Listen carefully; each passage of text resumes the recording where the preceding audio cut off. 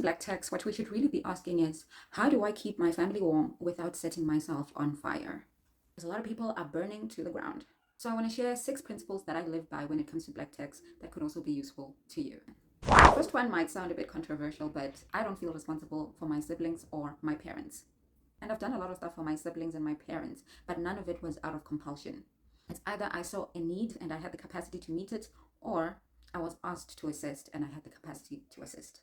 When it comes to my siblings, I truly believe that they are my parents' responsibility. Anything that I do for them is actually assisting my parents or doing it because I want to.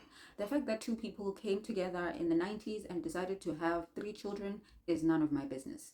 Therefore, the first line of responsibility for any of the stuff that my siblings need is up to my parents. We seem to only understand that actions have consequences when it comes to children, but even adults have to bear the consequences of their actions. When you have a child, you have to plan for their future. You need to plan for their schooling. You need to plan what they're going to eat, what they're going to wear. So if someone needs a loan to be able to go to school, the first person who should be getting that loan is the parent, not another child. The one who should be going up and down is the parent. The one who should be getting side hustles is the parent. I remember at one point when one of my sisters lost her bursary and now she needed funds for her honors. I remember somebody that I knew from church who was trying to make me feel guilty for the fact that I was not taking out a loan for my sister's education and for her accommodation. But I was of the thought that my sister has 2 living parents who are still of working age, so why should I be the one to take out a loan? My mom actually ended up taking out a loan for my sister's education, but because I could also see the situation at home, what I decided to do is that I let my sister come live with me and I took care of her basic needs during that time. But this was out of my own accord. It was not something I was compelled to do, but something that I wanted to do to assist my family and something I was able to afford to do, which are 2 very critical points. Now, if you understand where your responsibility ends, it will help you to be able to manage expectations. The thing is with our communities is that we are so comfortable parentifying kids. Parents even outsource the parenting to other kids. I am responsible for this one that I created unprovoked. The second principle is if it requires debt, I can't afford it. And the key with this one is that you shouldn't be trying to do everything at once. That's where we get in trouble. We just started working yesterday and now we want to extend the house. That's where we end up going to get debt because we actually haven't saved up the money to be able to assist. I know somebody who actually took out a loan when they started working, and a few months down the line, they were retrenched. Now they took out this loan to make some improvements at home, and then they ended up not being able to work for years. And that time, that loan is gaining interest on interest and interest. So it's always best to wait and to save money.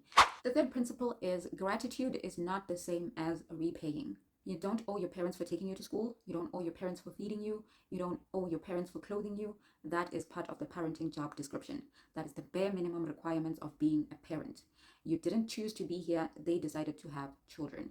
So you need to stop feeling guilty and thinking that you need to repay your parents for raising you because you don't. Now, expressing gratitude, that's something that comes out of you. And how you want to express that gratitude is up to you. The next principle is that there's a difference between wants and needs. Groceries are a need. Groceries from Woolies are a want. Now you need to be able to discern the difference, or else you will end up in financial distress.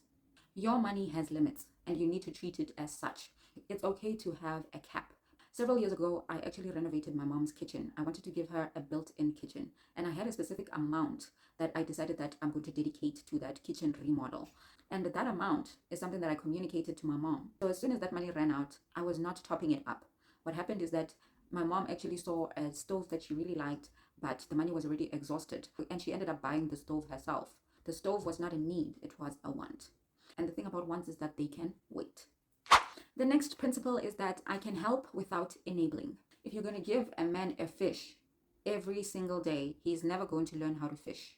He's actually just going to learn to be dependent on you, to wait for the fish, and to become entitled for the fish. He will even get upset if you don't bring the fish.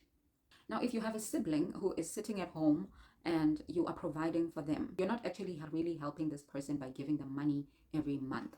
What you really need to do is sit down with them and come up with a plan of what you can actually help them with. What can they do? What business can you help them start? Maybe there's a car that's just sitting at home and you can help this person by getting them a driver's license so they can use the car to make money. Maybe this person can start selling perfumes and you can help them with the startup capital. You need to help people to get out of their situations, not enable them to stay in their situations, or else you're creating a lifetime burden for yourself. Providing for people that are not making the effort is a no-no. Now, this applies to parents as well. You can't tell me that your mother is 45 and she has given up on life and she's just waiting for you to support her. Because what that means is that you might actually support her for the next 30 years. So please tell your mother to go back to school. I actually know two ladies who started off their careers in their 40s. So 40 is young, 50 is young. If your parents are still within the age where they can work, you need to also help them fish. It's really difficult to support somebody who could be doing something with their lives, but they choose not to. I don't remember where I saw this, but there was a guy who was actually complaining about his mom who spent all of her retirement on Bushiri. And now he has moved her in with him and he has to take care of her. For me, if you blow your retirement, you will go get in line with other grannies and get that 2,400. You will have to find a way to fit your life into that 2.4. Now, the last principle that I live by is that I pay myself first.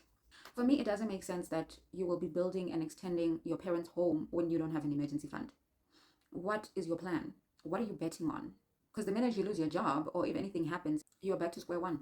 What you can afford to be able to help your family is what you can give after you have put something away in savings or investments, especially if you have kids. Your kids are your number one responsibility. You need to treat your savings like a bill that needs to go off every month. So unless there is just no food and there's no shelter at home, then it's not an emergency. If they were fine before you started working, they will be fine even when you're working. So take your time and plan. The reason I pay myself first as well, and I also prioritize my own needs, is because going to work is hard. There were times in my career where I would be sleeping at 2 a.m. every night, times where every weekend I was working. So there's no way I can work for 30 days just to end up with nothing left. There's no way I can put in all this effort just to be broke every month.